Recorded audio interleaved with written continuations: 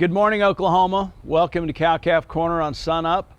This week, we follow up Dr. Whitworth's article and interview last week when he was talking about heat stress in Oklahoma with a more specific topic, talking about calving out cows when we're doing it in high temperatures. And after a mild summer in this state, there's no question the high temperatures have arrived here in the past couple weeks, just in time for those fall calving cows to start seeing those calves hit the ground. So we discussed some special consideration and some things to be aware of if we're going to be calving out cows in the fall during these high temperatures.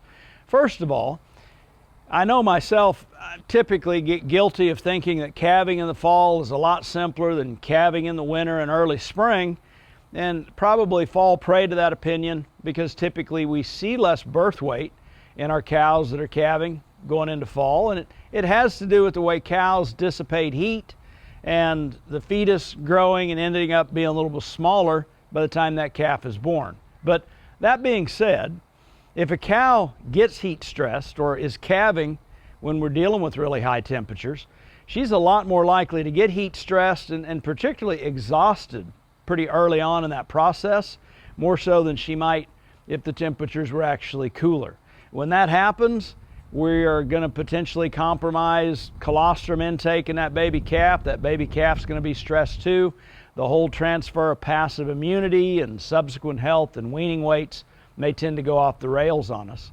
So having said that, probably our bigger consideration itself is the impact of heat on newborn or even very young calves.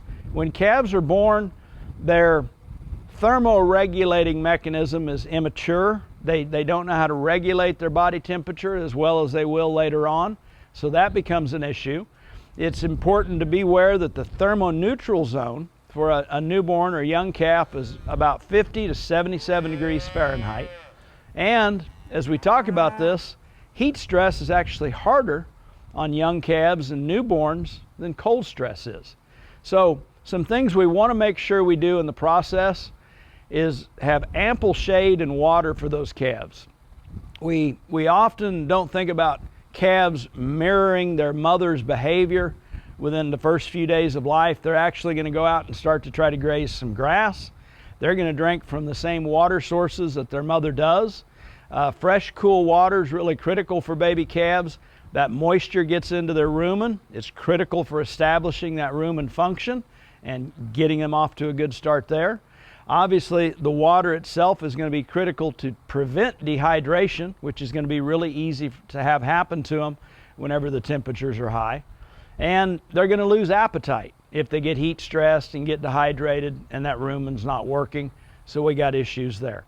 It's important to consider if we've got black-hided calves, they're a lot likely to get heat stressed quicker than calves that are of a lighter shade. With that, good luck calving your cows this fall. Hopefully some of this extreme heat will break for us soon. Thanks for joining us on Cow-Calf Corner.